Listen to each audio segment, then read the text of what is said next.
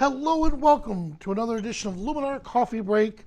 And this is a very special edition because it's our Season 1 finale. I'm your host, Vanelli, and joining me is my co-host, Andrew. Hello, Angela. Hey, Vanelli. Thanks for having me on the show today. Great. Well, this is our season finale, and we've had how many? How many have we recorded altogether? Between Facebook and YouTube, somewhere, I'm going to say probably around 330, 340, something like that. Yeah, so a solid season 3 years one worth of content ended, in 6 months. Yeah, season 1 ended months ago, it seemed, but we kept going, and we have a wealth of information and tutorials for everyone, which they can find on skylum.com and the Academy. That was one thing we didn't mention earlier, but if you want to find all the old coffee breaks, you can find them on our Facebook channel, or if you go to the Skylum Academy, you'll see them all neatly out, nice, organized down there. All right? Yes. Now, we have a special, because it's our season finale, what are we going to do today, Angela? We're going to share, Vanelli and I are going to share a couple of our favorite episodes and tips that go along with those, so we can, we have in the caption links to those original episodes if you want to go back and watch the full start to finish. Today, we're just going to give you kind of a little brief overview of some of our favorites, to kind of send you off into the next few weeks, and then yeah, that's about it. Well, that's great. Well, before we begin, let's just take a quick moment to thank our partner, Fujifilm. Now, Fuji loaned us some camera gear, and the shots of Olive, the rescue kitten I have, and a lot of the other flowers that I did, I used Fuji. You did the same thing? Yes. Yeah, a lot of my coffee break episodes have pictures that I had taken with the Fuji X-T3 that I was loaned. And actually, I just got a Fuji X-T4 today. Their brand new model that just came out a couple of months ago. I've taken a few pictures of my cats this morning, and I'm so far very impressed with the camera. That's awesome. All right, let's take a quick moment to thank our partners. Fujifilm. Make images, share stories, and experience moments at the speed of life with Fujifilm. Thank you for staying at home with us. And we're back with Angela. Let me share your screen. All right. Let's see. Okay, here we are. All right, there we are. All right. Yep, we're here. All right, so the picture I have up on the screen is one I took several years ago in San Francisco. Selective color is a technique that people either love or hate. I happen to love it for certain subjects and certain colors. I think red makes a really tremendous subject for a selective color image. So let me go ahead and show you my before. There it is. And there's the after. So just to give you a quick walkthrough of what I did, I'm gonna go up here to my layers panel and down here to my original. And you can see here what I did. I made a few other adjustments here in light, AI enhance, and structure. But the core of this technique is here in the black and white conversion tool. And that's where we can control the luminance and the saturation of individual channels of color. So for a selective color, we want to go into the saturation tab. And you can see that I moved everything down to 0 except for my reds. And then here in the luminance tab, I have adjusted my red channel a little bit so I can adjust the hue and the luminance of that red. And then I've also moved the blue channel. And what this does is this darkens down my sky. So you can see if I move that farther down, you get a much more dramatic effect in the sky, which just brings out those clouds and that texture. It's really beautiful. You can see that I have a little bit of color that's bled over here on the side. This is what I made an adjustment layer for. And to take care of that, here in my light tool, went to the black and white conversion tool again, just did a straight black and white and used my masking brush to paint out where the color was bleeding out a little bit. And there you have it. There's the before and the after. And I think it works so well for this subject. It's one of my favorite pieces, and I took it many years ago. But we all have those ones that, for whatever reason, they speak to us, and this is one of mine. So. Oh, well, that's awesome. All right, well, that's great. Now, the one I have has been working with perspective distortion, and usually we use this tool to fix distortion. I used it to add it. So let me jump right in here. So here we are with the cute little rescue kitten Olive that we adopted. Here's before, and here's after. I got as close as I could. So let's start from the very beginning. I did crop it. All right, so I'm going to come up here to the canvas tools. And from the canvas tools, Here we go. Lens and geometry. I'm going to be extremely generous and move it all the way to the left. Look at that. It gives them that fisheye rounded effect. Then let's come over here to the scale. And I can either scale it up or down. Scale it right about here. And I do want to move it over to the side to hide the house. There we go. Look at that. He just looks larger than life. All right. So I have that set. Now, I want to add I just want to convert it to black and white. So if I were to add it to that layer just now, what would end up happening is it'll end up erasing what we just did. So I'm going to create a new image layer. I'm going to create a new adjustment layer.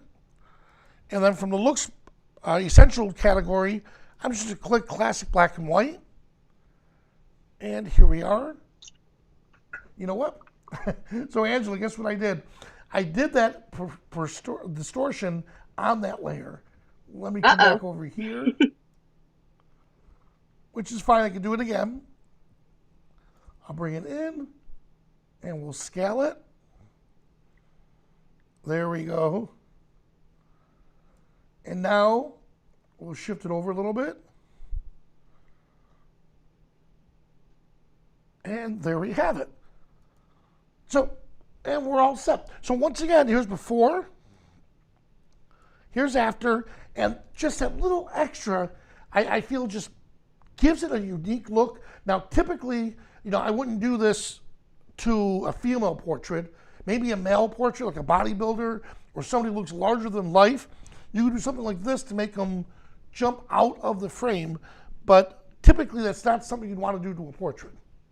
All right?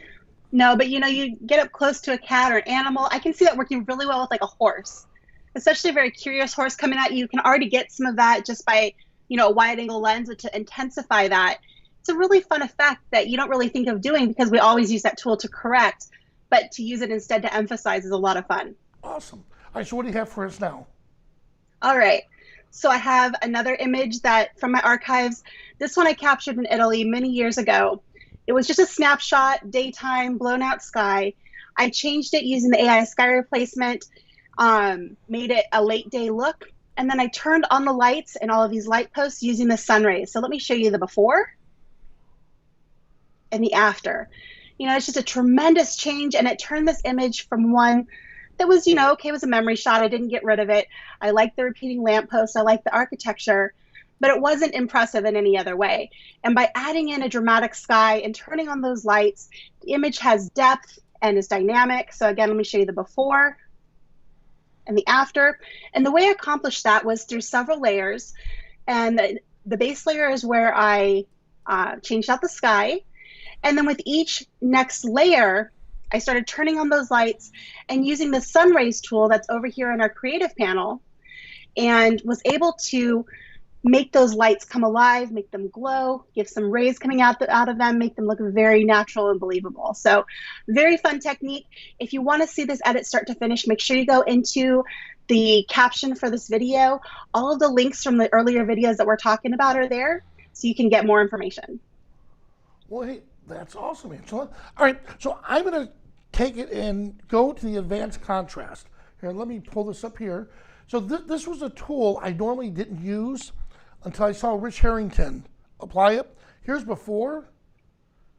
Here's after. Look, so when you think about adding color, let me hide me. When you think about adding color to an image, the advanced contrast wasn't a tool I was looking at until I saw Rich do this to a person's face, and it just looked awesome. So let's come down to the history. I'll go to the original. All right. Now, right from here, under the Pro Tools, I'm going to come over, and we're going to start with the highlight contrast, and I'm going to balance it out. And the same thing with the midtones, and then balance it out. And then apply some of the shadows. And the whole key here, oh, look at that. The whole key there again, it's balancing it. Now, by making the shadows richer and darker, it just makes the colors pop. Look at that. And there we have it. So before and after, that one simple tool to bring out color just did amazing. And I loved how that just made something I normally don't photograph, the lilies, just jump. And that's how I remembered them when I took the shot. Yeah, that's a beautiful transformation. Advanced contrast is a powerful tool that, only over those last 6 months when I've been demoing Luminar and I've had some great guests on my show and I've seen them put it to use, have I really started to integrate that tool more into my workflow. And it has so many great uses that I didn't really think of before. Sometimes it takes seeing somebody else do it to realize what the power is in that tool. Well, that's great. Hey guys, we want to thank you so much. Here, well, Angela, you can't see it, but I'm gonna pop something. Well, you can see this on the screen, right? I can, yeah. Good. How about you read it? Can you read it? All right, it says, good morning from Yokohama, Japan. Thank you very much for season 1. I really enjoyed this webinar. I hope you will start season 2 soon. Oh, so do we. We do need to take a little break.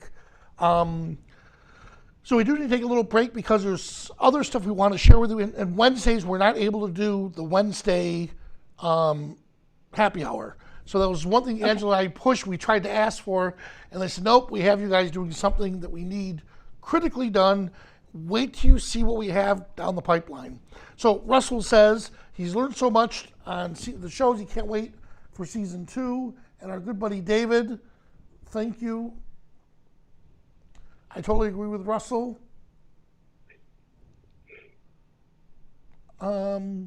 Yes, hey, Angela, you want to answer this one? Let me go ahead. Let me move this over to a different screen so I'm not staring off in the other direction here. It says, is there a particular video that shows how to use layers in Luminar 4.3? You know what I would recommend is to go to skylum.com/academy and type into the search layers. You'll be able to find stuff from Vanelli and I from our coffee breaks, as well as from other educators, and a lot of our videos talk about layers. Well, that's awesome. Do you have any closing remarks you want to say to people, Angela? Just that if you have questions for us, always feel free to reach out, comment on these videos. We always reply, and we love hearing from each and every one of you. It's your ideas that fuel this show. It's your questions that give us content to share with you. So make sure you let us know what you want to learn about, and we'll keep you informed. Well, thank you guys so much. And again, Angela, thank you so much for all the hard work you put in. It was great working with you. You too, Vanelli. And I can't wait for season 2. So, hey guys, thanks so much, and we'll see you when season 2 comes out. We'll talk later.